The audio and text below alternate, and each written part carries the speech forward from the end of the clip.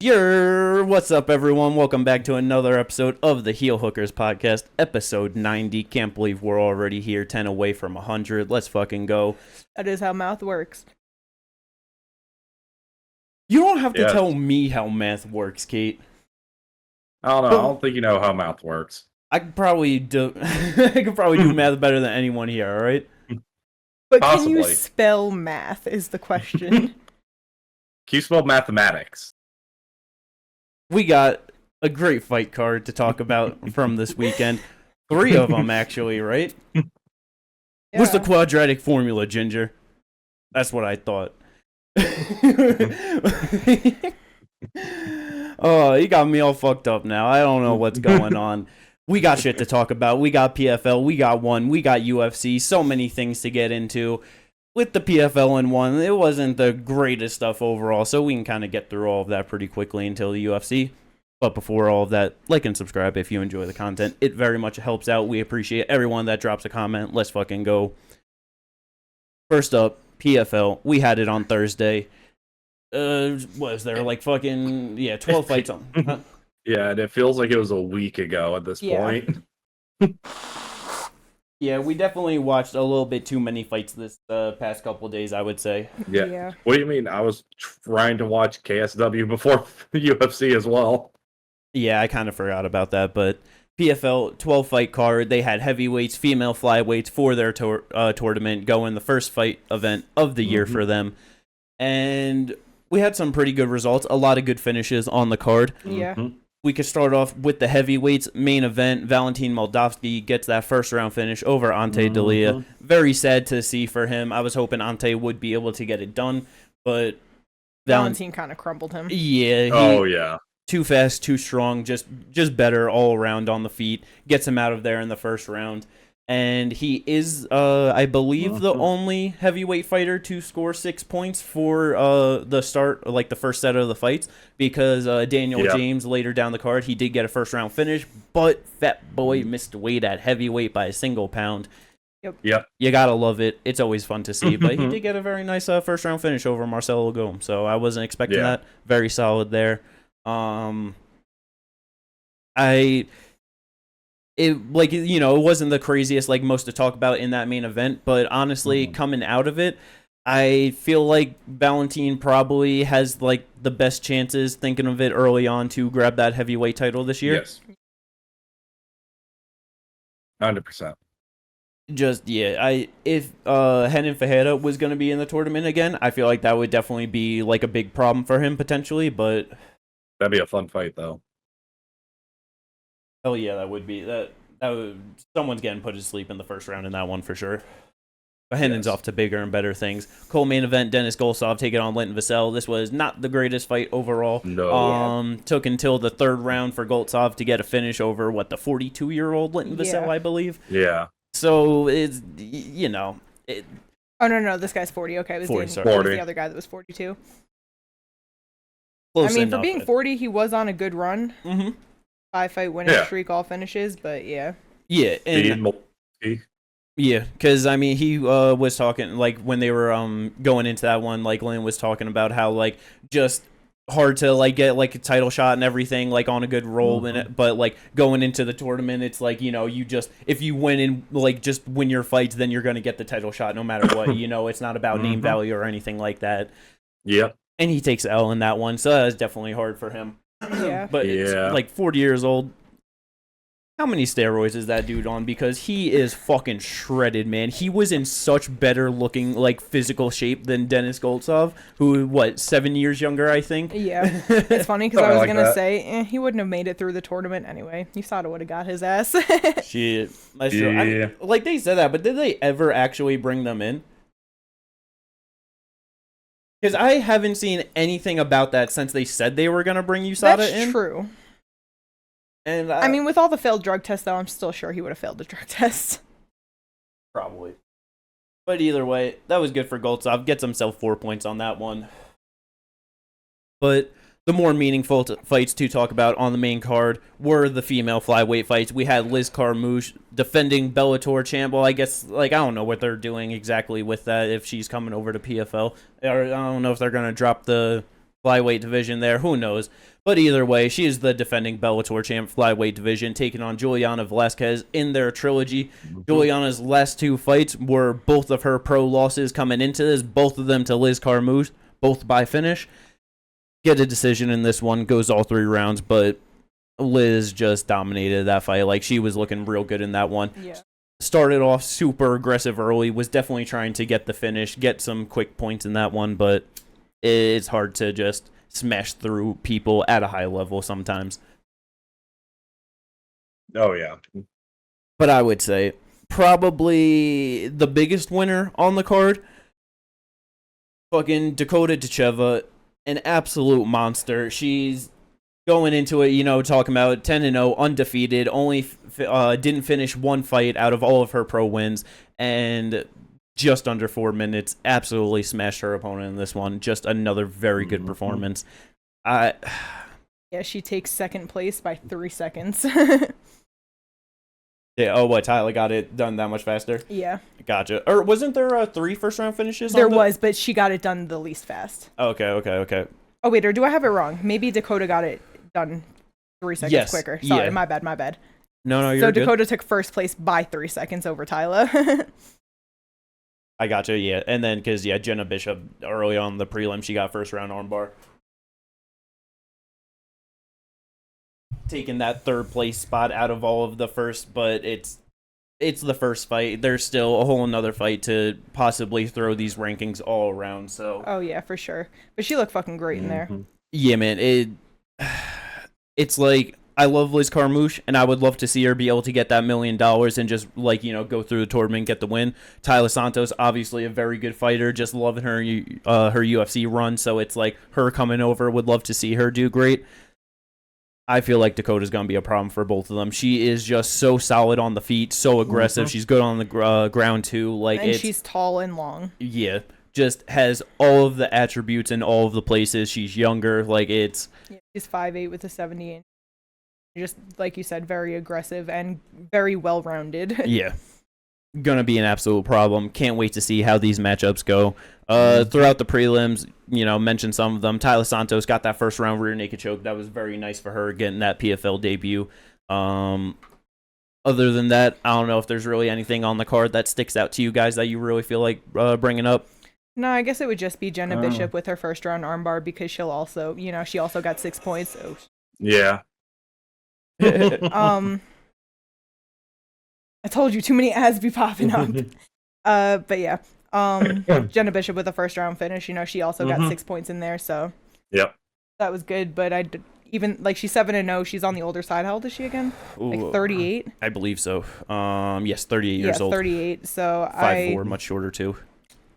She's doing good for now, but she's definitely gonna take some L's once she gets matched up against Tyler, Dakota, or Liz, honestly. Probably, yeah. She definitely seems 100%. good, but she's gonna be at the lower end of that bracket of the top of them for sure. Blago Ivanov, he came back to PFL. It wasn't it wasn't the greatest fight, but it was a very classic Blagoy fight that sadly he got the losing end of the unanimous decision. I was hoping he might be able to get it done. I'm going that for now, but just he's a bit too old and just he's not great. But hey, that's fucking Blagoy for you, Yep. Other than that, though, not the most to talk about, but a solid PFL debut. The biggest thing, really, it's like every fucking time, I always forget it, it's just like the pacing of the cards. They could really just pick that shit up a little bit. It's like all of the time that they just spend showing the fucking, the cage in the arena, and you just hear the fucking in-arena music, softly playing in the background, it's like... You could just skip that stuff. Just cut all that out. You probably save 30 minutes on a broadcast. No, seriously, because even when it came to calling the decisions, it's like the fight would end and it would be more than 5 minutes later that they're like, all right, decision time. And it's like, bro, what took so long? Yeah. I know. Some of the fighters even felt like it looked like watching them. They're just sitting there just waiting come on, man. What the fuck is going on? And then also... Because you were talking about was USADA? Hey, are they even partnered with USADA? They do have a page. USADA does have a page for the PFL's doping policies and all that. So Okay. they probably are actually partnered with them. Gotcha. All right, so we'll see how that plays out throughout this season, but Yes. hopefully, PFL. yeah, hopefully it's not the biggest factor. But yeah, good old PFL finally getting one in the books for the start of their regular season this year. Let's fucking go. Moving on to one, we did have two events on one. Their Friday Fights card and then the Amazon Prime card. The Yes. Friday Fights one wasn't the greatest overall. I feel like not too much to really talk about from that one. Kind of quick things to like bring off the top of my head from that was Sexton had a extremely rough fight that he got beat up in, losing his 8-fight win streak in one. He was the third longest active win streak in the promotion at that point, I'm pretty sure. But yeah, that was just a really rough one for him. And then earlier on in the card, Jake Peacock, dude is a fucking animal. Only has 1.5 arms on him, but dude was a fucking savage. Don't remember the name of his opponent off the top of my head. Don't have the card in front of me, but dude was just lighting him up with the kicks, would beat him up in the clinch. It was just really good. Very good fun to see. Yeah. Because we were supposed to have John DeBella on there, but he failed his hydration test, so that fell off. And he got stripped from the title, so now that's vacant. Didn't 5 people fail their first hydration test or something on this card? Or I didn't see anything about that. All I saw was that John DeBella ended up failing his, so because of that, the fight was canceled and he was stripped. That's fucking... Yeah, because I remember Luke Thomas tweeting that out because,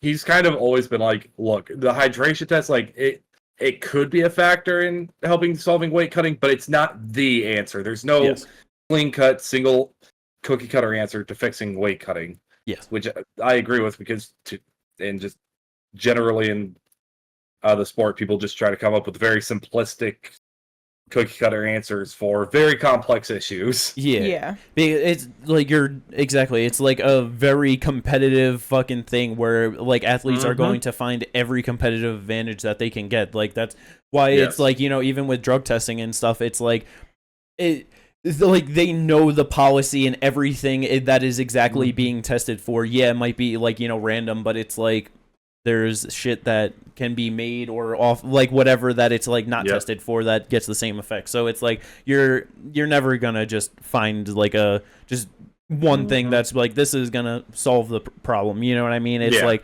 always a much larger thing to talk about.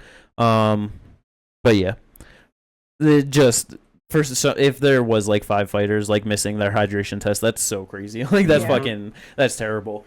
Yeah. But yeah, John DeBella as a champ doing it, like that is very shitty. Sucks for Prajanchai not getting the opportunity to get another title, but we'll see how that plays out. He'll probably get a chance at the vacant title at that point, you know what I mean? So, but the Amazon Prime card, things for the most part usually play out as you expect with one. A lot of their guys getting the wins. But that main event, Regi and Ursul taking on Alexis Nicholas, undefeated French fighter coming in, and dude looked very good in that fight. Yeah. 100%. I feel like a lot of times you see people coming in and getting the title shot, and it's like, bro, you just fed him to the champ for why? Just because you needed a fight or wanted the champ to look good. So we kind of thought like, oh, maybe that's what this is. And then seeing he was undefeated, I was like, okay, maybe he'll actually be good. And bro, he looked real nice in there. Yeah, because I think it was the start of the second round where Ursul got dropped in that one. Yeah. So it's like, that's definitely going to help out with the immediate 10-8 right there. Exactly. And just a very good start. Like I'm pretty sure it's hard to remember exactly how I was like scoring that in my head, but I'm pretty sure I remember thinking that he won the first round, just like a close one, wins the second one with that. Ursul started to pick it up, towards like the middle and later 3 and 4, but then like just the 5th round rally as well from Nicholas. It was just such a good back and forth fight. Normally Ursul's just the one putting on the pressure and like looking great late, but even by the 5th round he didn't have the same kind of pressure that he normally does. Like just like the 5th round starts and they're just talking about like, oh yeah, his pace and his pressure and all that, and like he's just standing there just slowly kind of going forward, would throw a jab, like you know what I mean. And it's just he's not the for sure He was getting touched up, but his body was getting touched up too. So I'm sure that helped slow him down a lot. Yeah. Oh yeah. It was just a really good fight. By the end of it, I was thinking that, you know, they would probably give the decision to Ursel. Nicholas gets it done, gets the upset win, grabs the lightweight kickboxing championship. So good on him. We'll probably see a rematch of that in the near future. So yeah. But yeah, that was a very good fight though. Co-main event, Tai Ruotolo. And going into this, I feel like we almost have to bring up Cade Ruotolo I think we first. have to bring up Cade first. Let's bring up Cade first, because this is just some of the craziest shit that I have ever seen in my fucking life. Amazing stuff. So obviously, you got the Ruotolo brothers, and occasionally, or most of the time, we'll get them on the same card. Sometimes they're not. Yeah. But this one, Cade, he gets in there first on basically the prelims. It's all called the main card, but it when they were showing the two different sets of it. Either way, earlier on in the fight card, and he grabs. It's kind of like a modified rear naked choke, kind of a modified arm triangle. It's a rear naked choke with the arm in, and it was just real wacky. It was just okay, that was absolutely beautiful, very nice. Yes. Even the way that he got it, because it's Francisco Lo was actually giving him, I don't want to say issues, but it was just getting real scrambly. He looked nice in there, but he just rolled for it, ended up taking the back in such beautiful fashion, and then just wrapped it up, arm in, and bro couldn't do nothing but tap. Which is insane. Yeah, he hits it, and it's just all right, damn, that's fucking nice, great win for Cade, just got some fights, and then we got Tai later on, and then Tai comes out. And right around the same exact time, and hits the same exact fucking thing. I know Tapology has it off, I'm pretty sure. Yeah, they have it at 1 minute and 43 seconds, but it was at 4:43. Yeah, it was. Cade hits his at 4:48, and it just the same exact sub, damn near the same exact time on the same exact card as his brother. Just absolutely fucking amazing. Because throughout how that was going, fucking Isaac Michelle, he was extremely strong in there. You saw fucking Tai really having a problem getting anything going for a while, but as soon as he gets the fucking position, once he got him down, it was over. Remember that switch he did on fucking Isaac, where he was on his back and then just flipped it weird, it was what the fuck just happened? Yeah, no, they're really good once they get to the ground, but sometimes especially Tai, he can struggle a little bit with getting it there. Yeah. Wrestling he has to work on for sure. Yeah, but once he does, it's money. Yeah, man. And they called it the Ruotolo teen afterwards, which, it's just, you gotta love when you got some good grapplers and they just hit some wacky shit and then they're just all right, I'm just gonna give him my own name. Well, I mean, because it's funny because when Cade was coming out, Tai was there with him, and then when Tai came out, Cade was there, but he said afterwards, he was yeah, bro, Cade told me that how he hit that. I seen him do it, and he was I think you could do it too. Yep. And then he did it. He got in the position and he had his arm in, and he was fuck it, he just did that. I can do it too, and just yoinked him up. Yeah, man. So fucking beautiful. So crazy.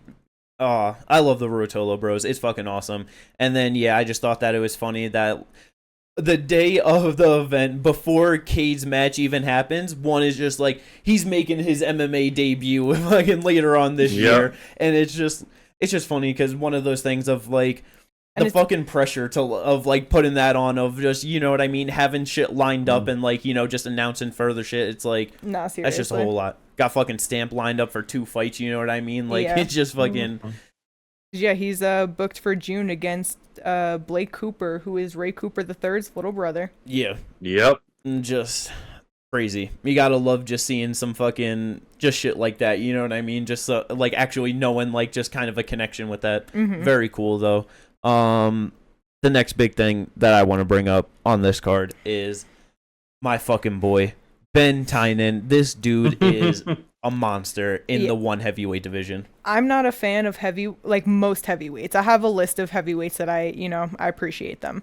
And Ben, he got put on that list. Yeah, because he's a heavyweight that goes to the grappling, but he can actually fucking grapple. He can hit takedowns. He can move through fucking real BJJ positions. You know what I mean? He can actually hit submissions. Yeah, and he just went out there, dominated, got a first round ground and pound finish. Absolutely amazing.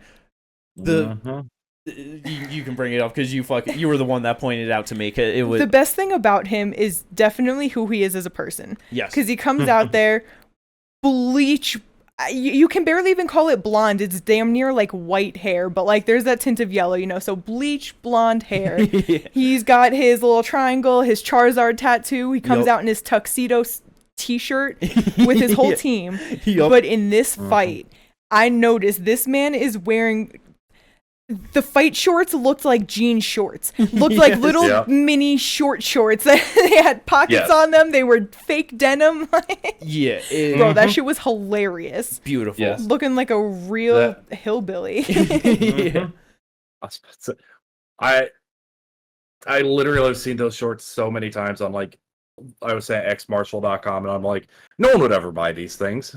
I've never seen them before, but of all people to wear them, that's the guy. Hell yeah. Yeah. It's suiting. I love it. It's like you can really tell with his personality that he's someone that would train and hang out with Corey Sandhagen. You know what I mean? Like, and he does train with Corey. Yeah, I know. Just Elevation Fight Team, like a very solid camp, just so many good guys. And it's like to be fighting in one's heavyweight division and probably his main training partner is going to be Curtis Blades. You know what I mean? Like, yeah. Yeah. That is amazing for just overall skill and everything, and calls out Anatoly afterwards, and he's just saying, like, it's crazy that they have a fucking middleweight champ as their heavyweight champion, and he's just like, this is not allowed, so he's coming for that belt. I respect it. Two undefeated fucking fighters heading into that one, that would be very good fun. Let's fucking go. But yeah, other than that, I don't know if there's anything else on the card that you guys want to bring up. Anything sticking out to you? I mean, it was nothing important, but Dennis the Bosnian Menace Puric against Jacob Smith, bro, that was just a good fight. Yeah. It was Muay Thai, and Dennis was just beating Jacob the hell up and literally throwing him around. Yeah. Like, the amount of times that he just, like, picked him up and tossed him to the ground, it was, like, nice takedown. Yeah. I love Muay Thai. But nah, it was really good. Yeah, because, I'm pretty sure Jacob was like 31, 33 years old, something like that. Was ranked number 2, I believe, heading into that one. Yeah, Dennis, 39 years old. Yeah, and so to just be that much older, getting it done, getting a number next to his name, that's just awesome for him. So, yeah, that was definitely very nice to see, for sure. But, yeah, just a very solid Amazon Prime card overall for one championship. Let's fucking go. Hell yeah. They started off really rough this year with some of their cards, but with what they got booked and lined up, they're picking it back up. So we're going to have a lot of good shit going on. I cannot wait for it. But that's going to bring us into Saturday afternoon, UFC Fight Night. The last Apex card before 300. Can't wait to get into that next week. But we got this to talk about first, because heading into it, we're looking at it, and it's like, well, it was supposed to be Brendan Allen's big step up against Marvin Vettori, a top 5 opponent. We're getting a late notice, like about 3 weeks, I think it was, replacement for Chris Curtis, someone that they've already fought before. Chris Curtis won that first one. Just a whole lot of it was not looking good going into it. Was like, all right, this is probably the worst of like the Apex cards, like out of this stretch in between the pay-per-views. And that's just how the UFC loves to do it. They love to trick you, thinking that it's going to be the worst card, get no one to watch the card at all, and that's when that's when the fighters are going to perform. Because heading out of that main event, Brendan Allen versus Chris Curtis goes all 5 rounds. I did not expect that at all. Like, just... And for it to go 5 rounds, like the pace and just like the banger of a fight that it was. Yeah. So fucking good. You had fucking Jamal Hill and Bilal Muhammad being like, you got caught up with the chick. Been watching too much Chael. Not even that. It was the Jamal right before it. It just like, God damn it. I'm sorry, Bilal. I love you. It's a good thing that he'll never watch this. You know what I mean? No disrespect, my boy. I'll tweet this at him. That would be so disrespectful of you. But no, because you said that you loved him. You fixed it. It's okay. He'd laugh. He'd be like, "It's all right, brother." You know, Ginger's clipping that part out. So true. Oh, 100%. Anyway, they were saying that was a potential, or well, not even potential. Just calling it fight of the year so far. Obviously, only a couple months in, but it didn't even get fight of the night. Didn't even get fight of the night. No. We'll get into that one later, but. This was a very tough fight for both of them. Like, absolute banger, back and forth. I was impressed in many ways, and I was also just very curious of certain things in just a lot of ways too. So Brendan Allen gets the split. He spends most of that fight striking with Chris Curtis, which inadvisably, but he was doing much better than I would expect him to with being on the feet in just such long durations against Chris Curtis. Had a ton of good moments, but it's like, why didn't he go to the grappling more than what he did, especially earlier on in the fight? No, seriously, that is my biggest question with him, because I know we were talking about it earlier, but it's like, yeah, he ended up winning that split decision, but he's chinny. He got hurt multiple times. The times that he went to the wrestling was mostly when he was panic shooting, and he would get the takedown and end up with a good position.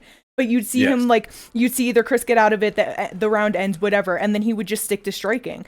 And to me, it's like, if you're just trying to show that you're better than him in this, or you think that, like, you've evolved enough to be here, or you think that you should be able to strike with him because of your ranking, whatever, to me, that just is showing low fight IQ. Because it's like, everyone has stronger suits, and you should be able to use your stronger suit against that person, not play into their game.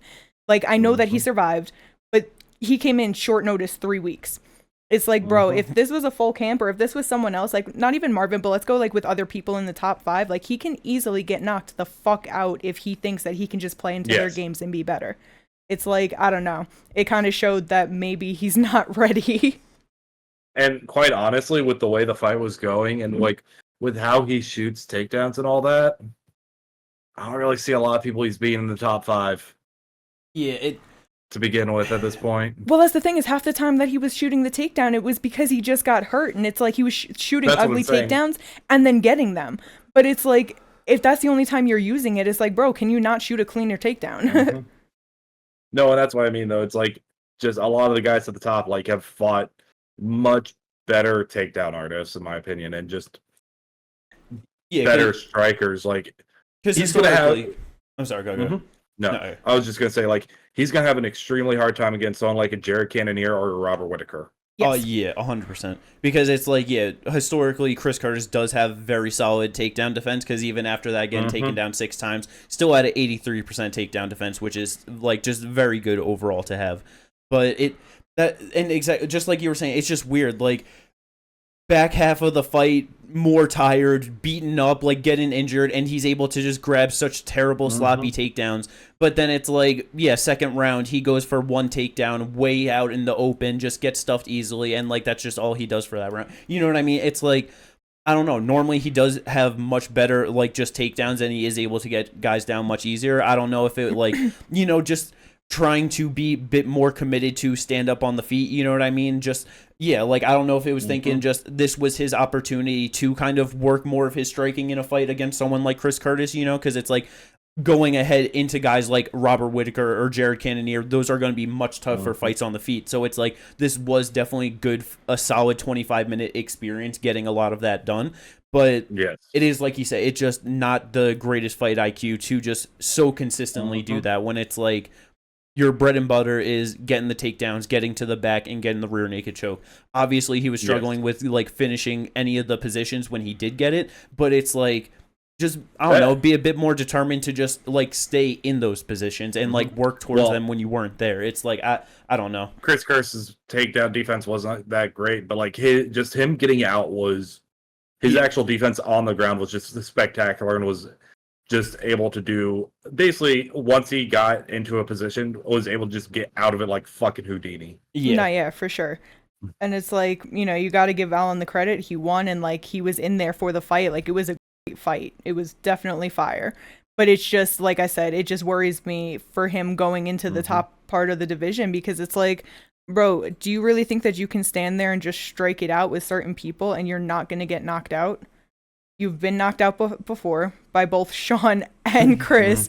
Chris had you hurt multiple times. You had him hurt too. Like, he had him hurt too, so like, that's great. But it's just, I don't know. It's just scary if that's going to be his game plan of like, no, I'm just good enough wherever that I can just stay here, you know? Yeah. Because like, and I mean, on like the striking side for Allen, like I said, he did look way better, like on extended period of time than I like ever thought he would. Yeah, 100%. Like, he had really good head kicks, just even like, because you know it was like open stance for most of the time, so it's like Chris Curtis out southpaw, Brendan Allen the orthodox, and like I mean he was getting touched up with like a lot of the shots, but like there were times of just some decent head movement, catching Chris just on counters. Like he was doing very solid throughout that fight. But it's like just watching that was not the performance you want to see. Number 6 versus number 14 taking it on short notice, and now you're calling for a title shot too. It's like, all right, and that's not getting him a title shot. And even anyone from 1 through 5, I still think that Marvin is going to be the most favorable matchup, but that's still a rough ass fight, man. And also to add, because you know Chris obviously in the 5th round we saw that his leg was fucked at the end of it. I seen that he said that in the 2nd round that he probably like sprained or pulled his hamstring, but then by the 5th round he heard it pop and he probably tore it, but like, you know, they're just waiting on whatever results. So that's insane that even with that, you know, he had a fucked up leg. It got just more and more fucked up as the fight went on, and he was just there for it. So good on him for taking that fight, being there, and putting on the performance he did. Yeah, and I was about to say, and he still arguably won the fight. I mean, it was just an extremely close fight. No, and because like honestly, watching it, it's like I forget which judge like scored like, you know, which like cards, but like I do agree with the rounds 1, 4, and 5 for Brendan Allen. I do think that like just throughout those rounds, like he got the better of it. 2 and 3 were definitely for Chris Curtis. The one judge having 49-46. Only round 2 for Chris. That is kind of crazy on my like it. I don't know how you think that round 3 was like a clear. I don't know. That's just kind of crazy, but I did feel bad for Chris Curtis like afterwards, just like it. That was such a rough fight, and like you said, end of the 5th round, tearing like more than likely tearing his hamstring, and like just the reactions that he had, just gets backed up on the cage. Brendan Allen with the flying knee and just a barrage afterwards, and still just staying up on his feet throughout all of that. Just such a tough motherfucker, man. Like it just all the respect, everything to Chris Curtis for taking this fight. Like hell yeah, because the second that bell rang and the way he dropped, it's like, damn bro, I can't believe you managed to stay on your feet even for 10 seconds. Like, but I was about to say, I need to go back and rewatch the fight, or at least the 4th round, because I agree with Mike Bell's card of 2 through 4. I got you. Yeah, I thought it was going into the 5th. It was 2-2, but it was a close fight. It was a really good fight. With that, Brendan Allen now on a 7-fight win streak. It is only 6 in the division, so 1 behind in the division for Dricus, the champ. But I kind of want to see them go back to him versus Marvin Vettori, because I feel like that's just a tough test, and like that's still just a good fight. And it's definitely the easiest fight for him in the top 5. And I don't want to say easy as in like he'll get through it, but I think anyone else is going to just walk over him, and Marvin, like you said, will just be that tough test. Honestly, with how things are probably going to play out in terms of matchmaking, because Izzy's probably getting the title shot against Dricus for 305. Whitaker's already booked to fight Hamzat. I saw something that apparently they're looking to get Imavov versus Jared Cannonier for the Saudi event as well, so we'll see what happens with that. I would like to see him fight Sean Strickland, honestly, because that is obviously a very tough fight. Not a fight that he's going to be favored in, but it's like, if he is looking for, like, you know, if he wants to fight for the title, and like that's where like that's just a great test to get him against. It's like he said he did call out title or Sean Strickland. So okay, I didn't hear him say that. I knew that he called out Dricus, but it's like because it's seemingly Sean doesn't have a dance partner right now. It's like I don't know. It's like there's already been so many guys in the division that fought Chris Curtis and Sean Strickland back to back, so why not add Brendan Allen to the mix again? You know what I mean? It's another rematch for him against the same camp, and just like person who knocked him out. No, he's in his call out specifically said, I lost to Sean, then I lost to Chris. just got the win over Chris. Let's get Sean back too. Yeah, exactly. And it's like if that 8 wins in a, if like he fights Sean and gets the win, it's like former champ, #1 contender, 8 wins in a row, like avenge the 2 losses that he had, like the only 2 losses he has in the UFC. It's like you really can't deny that guy a title shot at that point. It's like that's just too good of a case. You know what I mean? Yeah. That's definitely not a fight that I'm going to favor him in. That's going to be so fucking rough. But, like, oh, man. Either way, though, good performance for both of them. That was definitely one of the best fights of the year so far. Let's fucking go. Co-main event, we didn't really have much to say going into it. Really, the only things to say for me coming out of it, first shot at the scales, Hernandez missed weight by 4 pounds, weighing in at 150. Then he came back for a second attempt, made it down to 147.5. So only got fined 20% of his purse on that. Probably would have been like 40 if he weighed in at 150, or the fight wouldn't have happened. So I definitely thought that he was gonna just kind of only have a first round in him. And then after that, he was just going to be shot, kind of like his first attempt at 45 in the Billy Q fight. But he did do a bit better overall throughout the distance than I thought he was going to at this weight class. Jackson just doing better throughout it, gets the split decision. I just feel like Hernandez is kind of in a rough spot. Just took some rough losses early on in his career, you know what I mean, and just been floating around in a weird spot. I don't know if, like, I don't think 45's the spot for him, honestly. Yeah, probably not. It just, I don't know. But a much better fight to talk about. Another split decision, 3 in a row to end the card. Chepe Mariscal taking on Morgan Charrier.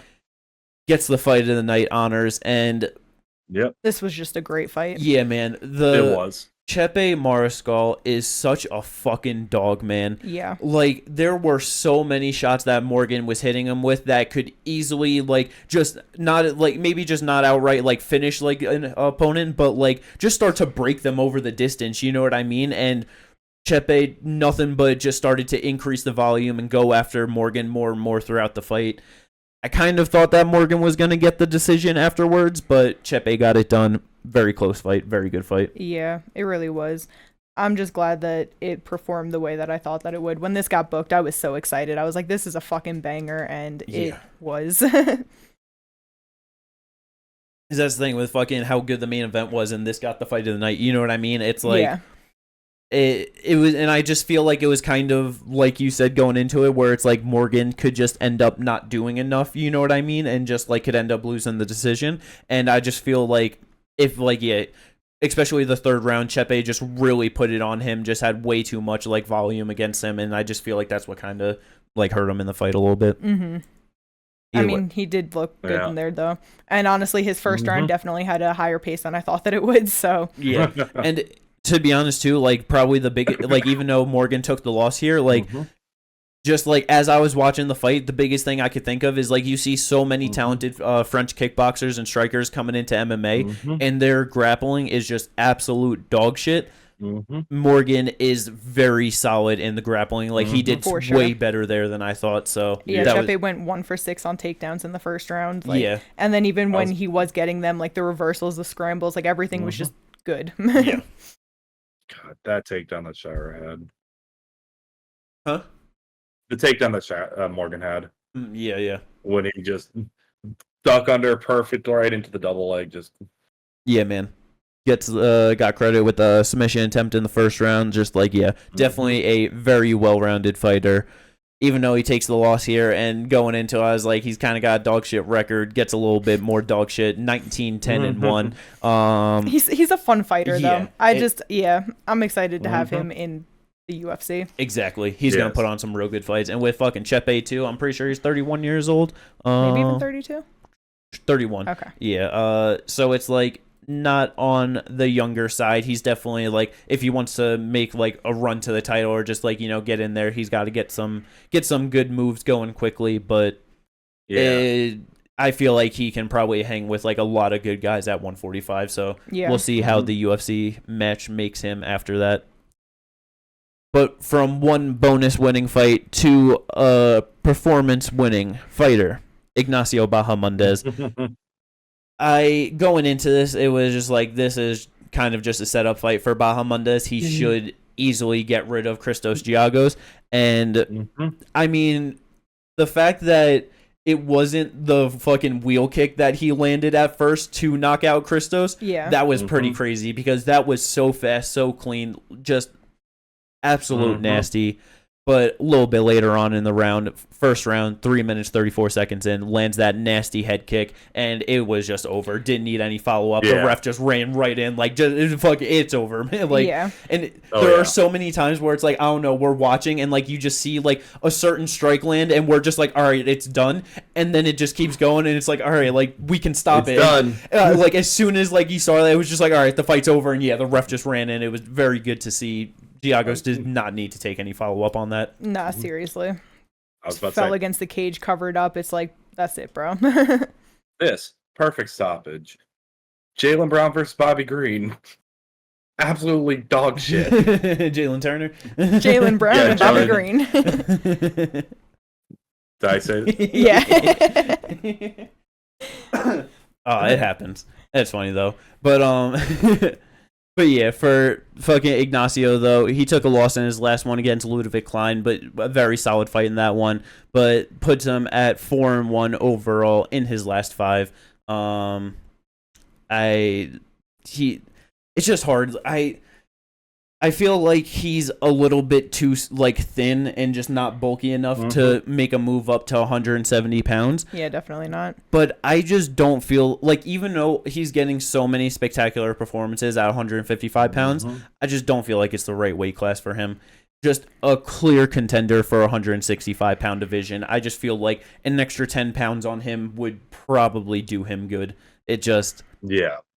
Against some of these guys that are a bit more built for the weight class and just more muscular, I feel like he's just really going to struggle with, and just, like able to compete with him skill-wise. No, yeah, for sure. I mean, he's only 26, so who knows in 4 years if he's like still doing good and shit, 30 years old, built up more. Could easily see him at 170 by then. 100%. Yeah, I have no doubt in my mind about that. But yeah, gets himself an extra 50K with that one. Main card opener. Trevor Peek versus Charlie Campbell. This was just a wild fight. Just a slugfest, It was. man. Yeah, man. I mean, it's a Trevor Peek fight, so you knew it was going to be wild going into it. And it's just, I'll never not laugh when Trevor Peek hurts someone, gets him up on the cage, and you just, the fucking hammer fist, man. It's like... It's just so bad. Like, it's so terribly fucking bad. Like, just... Like, the fucking decisions that he makes in a fight are hilariously bad. Jimmy, it's because that's all he has in him. When the first round ends and you see him walk away with his hands on his hips, you know it's fucking over for him. And the second I saw him put his hands on his hips, I was like, nah, he's done. And then he came out, hands kind of low, and just throwing bombs, because that's all he had was big, wild shots. And it's like... Modern day Tank Abbott. I've been saying it. Yeah, and like he was hurting Charlie with so many shots throughout, like even late in that fight. It's like just fucking wild, man. But Charlie just a little bit better throughout, like every kind of aspect of the fight, just touching him up on the feet when he gets hurt. And just like exactly, being able to mix it up with that. That's just really what made the difference throughout the fight. So Charlie gets that unanimous decision, very solid for him. But yeah, man, I don't know how long Trevor Peek's going to be around, but it's always going to be funny every time he's on a fight card, so I am always down for it. That wraps up I was just going to say, well, at the moment, 2-2, so he keeps going like that, he can have a long career in the UFC. And that's why I was going to say, he's just one of those guys where, like, he's always going to put on a fun fight, and it's like, you have a good fighter coming up that, like... You want to put him in a fun fight and let him get like a good performance or something and like move them up. He's going to be one of those guys that like can always be booked like that. Yeah. Especially at 155 pounds. It's like... Yeah. But yeah, that's the main card though.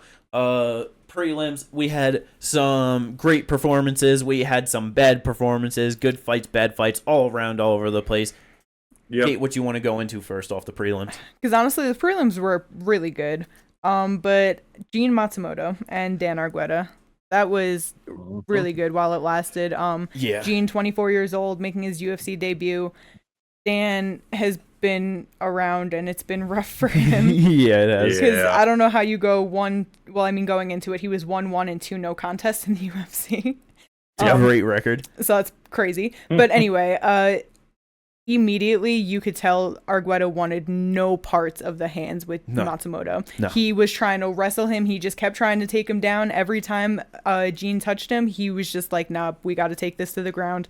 Matsumoto was able to reverse positions, get out of there. The scrambles were great. 135, it's a great division. But yeah, like he was just touching him up on the feet. And then literally the last few seconds of the second round, wraps up the gilly, and with 1 second left, Dan taps, but he was absolutely asleep the second he finished tapping. Like, even if he didn't tap and they waited it out, he would have just been asleep and the fight would have ended anyway. Yep.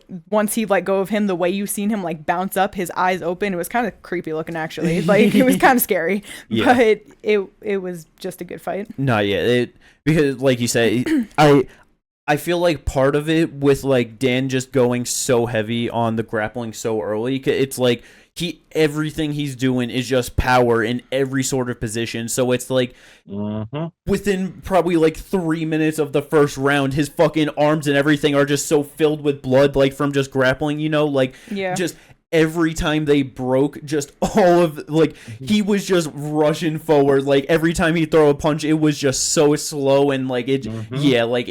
He could do nothing but grapple with him throughout that fight, and just so close to making it to the end of the second round. But like you said, even if he didn't tap, it would have just been 5 minutes of the second round instead of 4:59. So it does not make much of a difference on that one. But just another young undefeated prospect coming up, 15-0 now. So we'll see how that plays out. Just great to see. Like you said, 24 years old, super young. So he's got so much time to work inside of this division. So definitely can't wait to see where he goes.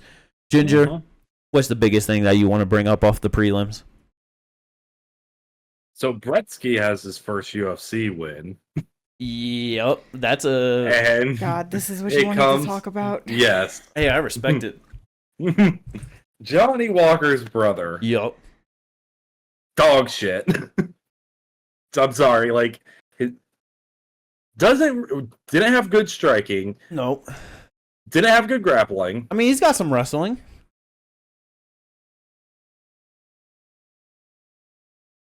He was landing takedowns. He was landing takedown. How well was he keeping position? Hey, that's a different story. Hey, that's why I said grappling. Yep. I didn't say wrestling. I said grappling. That's why I say he's got some decent wrestling.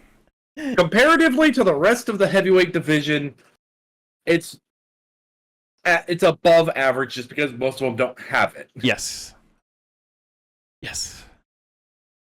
But this man lost to someone who's 0-3 in the UFC and has been knocked out twice in the UFC. Yep. Is the younger brother of Johnny Walker, and it just was not a good fight. And honestly, I don't see him lasting that long in the UFC. Nah, Brazilian Sergey Spivak will not be around much longer. What? That was his first loss. Yeah. Look, if you want an 0-3 UFC fighter, but he does improve his record to the very famous UFC record of 1-3. So good on him. Yes, with Walker, I feel like if you want to get him win, you have to put him up against like Junior Tafa, who has zero ability to get up. Yeah, that would be a great fight. That's what they should book next. Let's fucking go. The only thing I want to bring up on the prelims, though, is very sad. My girl, she came back after 3.5 years, 39 years of age, Jermaine Durandamy. The fight started off, and she was looking good on the feet as always. She landed that real nice leg kick, just spun Norma around real quick, and I was like, oh, this is great. And then she started getting taken down. And then it just, So, first round, just gets held for most of it, doesn't get much going. The second round, she was able to do pretty good with just getting the clinch on Norma, putting her up on the cage, landing some nice knees and shots in there. But then she lost the third round easy, too. ends up losing the decision. Very sad, but it's, I don't know. It's one of those things where it's like she's been gone for 3.5 years. Obviously, the grappling's been a rough part of her game, but it's like maybe just just getting some more fights under her, she might be able to get like a little bit of a run going. You know what I mean? So we'll just have to see what happens with that. But very good win for Norma. Just a great name to get on her record. And I mean, she did make 135 pounds. Looked very good on the scale, so that was a first for her in the UFC. So so maybe she'll actually be running for the 135 title now. Hopefully. Has it been like 3 years she's been in the top 15 at bantamweight? That's what it feels like. I almost feel like it's been 4 or 5. And however long she's been in the UFC. But yeah, so first time actually at the weight class, really secure in her spot as a contender there, I guess, you know. Very sad. But yeah. Pretty solid overall card from the UFC Apex. Let's fucking go. Tapology. A terrible night, I would say, right? No, I won. Completely terrible. Absolutely terrible. The best thing about it, though, is that Ginger feeling so good so early at the top. Hey, it was going well. It was going well until the main event. Which fight did I pick against? Oh, that's right, Trevor Peek. Yep. Yeah. It was going well until then. Listen. Also, I should have realized that Trevor Peek was going to lose, so that way because Campbell's record is now 9-2, Peek's record is now 9-2. I should have realized. Yes. Didn't do the math properly. Anyway, natural orders are restored of me first, Jimmy second, Ginger last. This is as things should be. No. Things are back to normal. No, it's KT a new is winning. New year. No. It was the new page of a book. Yeah, and you had chapter. your page, and now things are back. No. You couldn't get the first quarter, and now it's over. No. It's over, kid. Listen, you got lucky because I happened to just do so terrible. Only went 6 for 12 on my picks. You know what I mean? It wasn't great. Not the best performance out of Jim Bob, I'd say, this week. Still good enough to beat Ginger. It wasn't lucky because I had one different, and I got that one right. And I got it perfect, and you didn't. She was better. All I gotta say is 300 is the start of a new run for old Jim Bob Sherwood. Bruh, that one's gonna be so close. I already know it because everyone's feeling damn near the same way. I doubt we're gonna have even different fighters. I feel like maybe it will come down one to outcomes here or there. It's gonna be about the outcomes. 100%. Everyone's gonna steal my picks on 300. Jimmy is such a loser. Such a sore loser. No, it's because I've been saying too many of how I think things have been going on already, so you guys are just automatically going to be thinking of like, oh yeah, I feel like that's what's going to happen, and then you're going to take my picks. So subconsciously. Jim, what? Let him have it. He's delusional. Well, he's been delusional his whole life. Sometimes, at some point, he's got to learn. Or you just let him live in his delusion because it's funny. Make fun of him on the side. I mean, that's true. Let's go. That's going to wrap up this episode of the podcast. I need to eat some food. I hope everyone enjoyed this one. If you did, don't forget to like and subscribe. It helps out me and Ginger. We be streaming on Twitch. You could go check us out. The links are in the description down below. We will catch you on the preview to UFC 300. I can't fucking wait for that one. That's going to be great. Peace out, everyone.